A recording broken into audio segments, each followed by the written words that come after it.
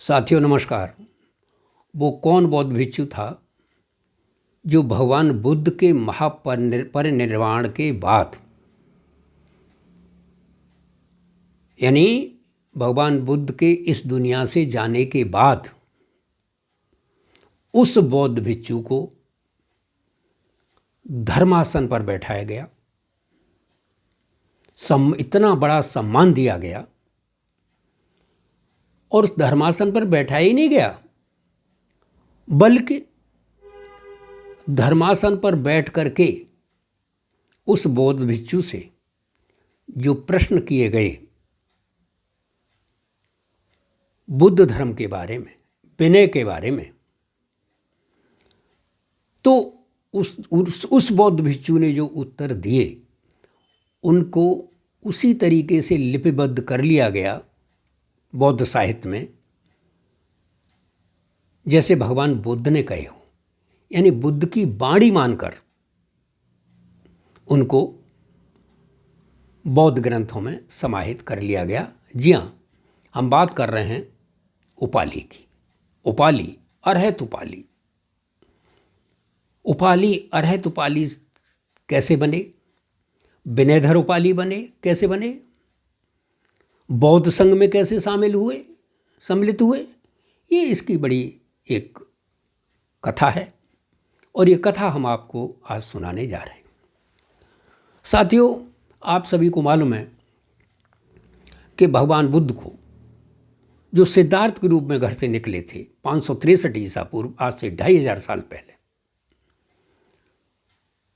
उनको बोध गया में ज्ञान प्राप्त हुआ था बैसाख पूर्णिमा के दिन। तो ज्ञान प्राप्त हो गया बुद्ध को, तो वो सबसे पहले सारनाथ गए। सारनाथ कहाँ है? बनारस के पास। तो सारनाथ गए और सारनाथ में उन्होंने अपने 5 बौद्ध भिक्षुओं को उपदेश दिया जो उनको ज्ञान प्राप्त हुआ था। उसके बाद भगवान जगह जगह चारिका करते रहे, यानी भ्रमण करते रहे और अपना उपदेश देते रहे।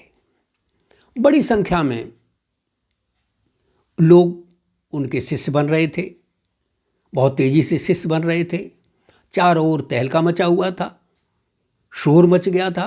भगवान को ज्ञान प्राप्त हो गया। और इस प्रकार भगवान बुद्ध चारिका करते हुए एक दिन अपने गृह नगर कपिलवस्तु पहुँचे। तो कपिलवस्तु जब पहुँचे अपने हजारों शिष्यों के साथ, तो लोगों ने ये आशा की थी कि भगवान जब आएंगे तो उनका बहुत बड़ा स्वागत होगा। ज्ञान प्राप्त हुआ है, उनको तमाम तरह से उनको स्वागत किया जाएगा, दीपक जलाए जाएंगे, तोरण द्वार सजाए जाएंगे। लेकिन ऐसा कुछ नहीं हुआ। नगरवासी और शाक्य जो शुद्धोदन थे, उनके परिवार के जो भी लोग थे शाक्य वंशी, सभी लोग भगवान बुद्ध के सत्कार से स्वागत के लिए उदासीन बने रहे। किसी ने कोई बहुत प्रतिक्रिया व्यक्त नहीं की। भगवान थोड़े दिन वहाँ पे रुके, 2-4 दिन रुके होंगे और उसके बाद भगवान जो है लौट गए। तो भगवान जब अपने शिष्यों के साथ लौट गए तो जो शाक्य वंश के जो वरिष्ठ लोग थे उनको ख्याल आया कि भाई भगवान यहाँ से लौट गए और हम उदासीन बने रहे, हमने उनका न स्वागत किया न सत्कार किया। ये तो गजब हो गया, ये तो बहुत दुखद है। तो उन्हें बड़ा पश्चाताप हुआ, बड़ा खेद हुआ। क्यों खेद हुआ? कि लौट गए जब भवविदहारी और शाक्य न खेद भयो अति भारी। दुनिया के दुखों का हरण करने वाले भगवान बुद्ध जब लौट गए तो शाक्यों को बड़ा खेद हुआ, पश्चाताप हुआ। हमने बहुत गलत किया। क्या गलत किया? कि आदर देत आदर देत जिन्हें संसारू और मिलियन गेह उचित सत्कारु। संसार जिनको आदर देता है, सारे लोग आदर दे रहे हैं। जिस राज्य में जाते हैं वहाँ उनको सम्मान मिल रहा है, आदर मिल रहा है, बड़े बड़े राजा उनका आदर कर रहे हैं। लेकिन गृहनगर के जो लोग हैं, शाक्यवंशी जो लोग हैं, राज परिवार के जो लोग हैं, उन्होंने कोई उनकी प्रतिक्रिया नहीं, कोई स्वागत नहीं, कोई सत्कार नहीं किया भगवान बुद्ध का। ये बहुत गलत किया, पश्चाताप हो रहा है उन लोगों को। उन्होंने कहा कि हर घर से एक शाक्य राजकुमार भगवान बुद्ध के संग में शामिल होने के लिए जाएगा। ये किसने निर्णय किया? ये वरिष्ठ जो शाक्यवंशी थे। तो इस तरीके से परिवार में से महानाम थे, नंद थे, अनिरुद्ध थे, देवदत्त थे, राहुल थे। ये सारे लोग जो है भगवान बुद्ध के संग में शामिल होने के लिए चले। पीछे पीछे उपाली भी उनके साथ चले। उपाली उनके गृह सेवक थे, जो सैन समाज से थे, नाई समाज से थे। तो वो उनके पीछे पीछे चले। तो थोड़ी दूर जाकर के जब भगवान का काफिला थोड़ी दूर रह गया तो राजकुमारों ने अपने जड़ाऊ अंगवस्त्र उतार दिए और उतार करके एक पोटली में बांध दिए। कीमती अंगवस्त्र थे और पोटली में बांध करके उपाली को दे दिए कि उपाली, इन जड़ाऊ अंगवस्त्रों को लेकर के, यानी इस पोटली को लेकर के तुम कपिलवस्तु लौट जाओ। उपाली उनका गृह सेवक था, जैसे उन्होंने आदेश दिया उसका पालन करना था। उपाली उन अंगवस्त्रों को लेकर, यानी उस पोटली को लेकर के वापस चलने लगा। उपाली ने सोचा कि मैं इन कीमती अंगवस्त्रों को लेके जा रहा हूँ, इन्होंने मुझको दे दिए, इसका मतलब यह है कि ये शाक्य कुमार इससे भी ज़्यादा कीमती चीज़ कोई लेने जा रहे। दूसरी बात उसने ये सोची कि अगर मैं इस पोटली को लेकर के कपिलवस्तु जाऊंगा तो शाक्य लोग बड़े चंड होते हैं, मुझे मार डालेंगे, कहेंगे कि तुमने राजकुमारों की हत्या कर दी है और लालच में आकर के तुम उनके अंगवस्त्र ले आए हो। अतः उसने वो पोटली एक पेड़ पर टांग दी और चारों दिशाओं में उसने आवाज़ लगाई कि जिसको ये पोटली मिले ये उसी की होगी, और वो उसी दिशा में दौड़ने लगा जिस दिशा में राजकुमार गए थे। और बहुत जल्दी वो राजकुमारों के पास पहुंच गया। राजकुमारों ने पीछे मुड़ के देखा कि उपाली तो वापस आ गया। तो उन्होंने कहा कि भाई उपाली क्यों वापस आ गए? उस उपाली ने पूरा किस्सा बता दिया कि अगर मैं पोटली को लेके जाता तो जो शाक्य कुमार थे मुझे को मार डालते। उन्होंने कहा चलो कोई बात नहीं, तुम चले आए, ठीक है। उसके बाद भगवान बुद्ध के पास पहुंचे शाक्य कुमार और भगवान बुद्ध की चरण वंदना की, उनसे निवेदन किया, अनुरोध किया और भगवान बुद्ध से कहा कि भगवान, हम जो शाक्य लोग हैं बहुत अभिमानी होते हैं, हम लोगों को घमंड बहुत होता है, तो इस अभिमान को हम आपके संग में शामिल होकर के दूर करना चाहते हैं। और ऐसे दूर करना चाहते हैं कि आप पहले हमारा जो गृह सेवक है उपाली, आप उपाली को पहले प्रव्रजा दें, अपने धर्म में दीक्षित करें, उसके बाद आप हमको करें। तो इस तरीके से उपाली हमसे वरिष्ठ हो जाएगा और हम जो है कनिष्ठ हो जाएंगे, यानी जूनियर हो जाएंगे। और बुद्ध धर्म का ये नियम है कि जो पहले बुद्ध धर्म में आएगा वो वरिष्ठ कहलाएगा और जो बाद में बुद्ध धर्म में आएगा वो कनिष्ठ कहलाएगा। इसका मतलब यह है कि कनिष्ठ जो है वरिष्ठ का अभिवादन करेगा, उसको सम्मान देगा।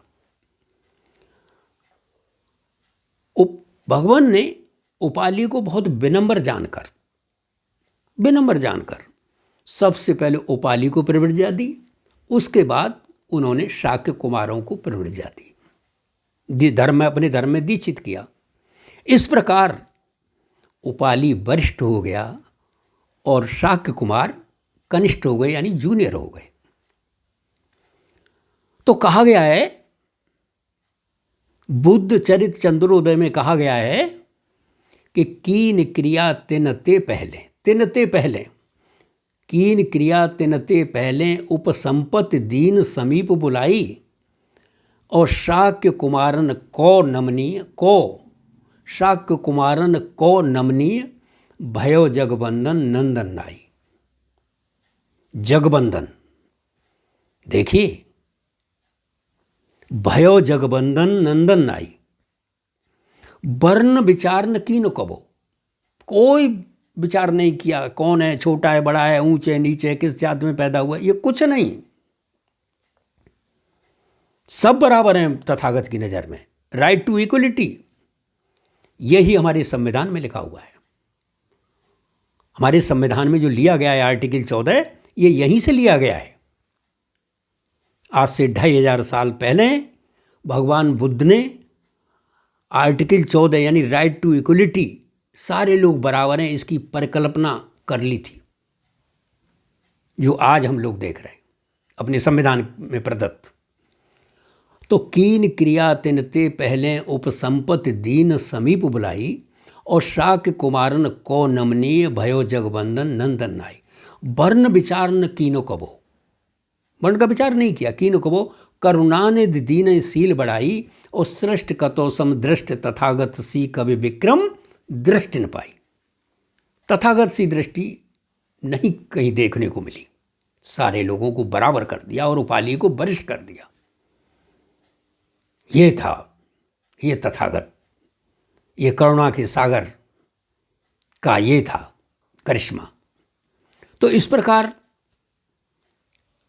उपाली बौद्ध धर्म में सम्मिलित हो गए। उपाली ने कठोर साधना की और बहुत जल्दी वो अरहत पद को प्राप्त हो गए। अरहत एक प्रकार की डिग्री है। जब अरहत पद प्राप्त कर लिया तो उपाली ने भगवान से प्रार्थना की कि भगवान, मैं अब जंगल में जाकर योग साधना करना चाहता हूँ। अगर आपकी आज्ञा हो तो मैं जंगल में जाकर योग साधना करना चाहता हूँ। भगवान ने कहा नहीं, भगवान ने आज्ञा नहीं दी। भगवान ने कहा उपाली, मैं तुम्हें अपने सानिध्य में रखूँगा। तुम मेरे सानिध्य में रहकर विनय के संबंध में, यानी जो बुद्ध धर्म का आज के आचार विचार संस्कार जो होंगे वो मैं सब तुमको सिखाऊंगा। ये विनय के अंतर्गत आते हैं। कैसे बुद्ध धर्म में रहना, खाना, पीना, सोना, बैठना, अभिवादन करना, ये सारी की सारी जो चीज़ें होंगी ये मैं तुमको सिखाऊंगा। और भगवान ने अपने सानिध्य में रखा उपाली को, और विनय के संबंध में उपाली को पारंगत कर दिया। तो उपाली विनयधर उपाली हो गए, विनय के सेनापति हो गए।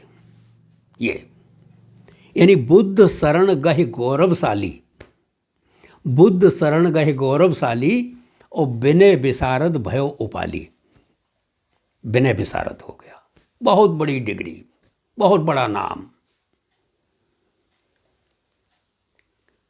यानी भगवान के जीवन काल में ही विनय के संबंध में बौद्ध भिक्षु तमाम भगवान से प्रश्न पूछने आते थे, तो भगवान तथागत बुद्ध कह देते थे कि इस बारे में उपाली से पूछ लो। ये था उपाली का। तो इस प्रकार उपाली विनयधर उपाली हो गए।